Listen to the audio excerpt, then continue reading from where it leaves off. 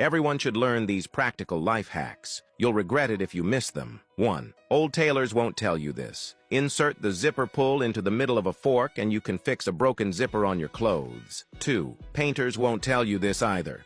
Stick a ring of painter's tape around the outlet and also cover the socket holes with painter's tape, and then painting won't get the outlet dirty. 3. Put an egg into a sock, then spin and swing it hard for 3 minutes, and then boil the egg, and you'll get a golden egg. 4. When you use a tape measure to measure an inner space, place a card on the edge of the wooden board, and you can measure the size accurately. 5. A broken light bulb base is very hard to remove. Heat the mouth of a plastic bottle with a lighter, then press the bottle opening onto the bulb base. After it cools down, you can pull the bulb base out. 6. Cut a plastic bottle in half, then stick the top half of the bottle next to the power outlet, and it becomes a phone holder. 7. This is an alarm clock from 100 years ago. Fix 2 coins on both sides of a candle, and when the coins fall, they can wake up the sleeping person. 8. Fix 3 spoons onto a wooden stick,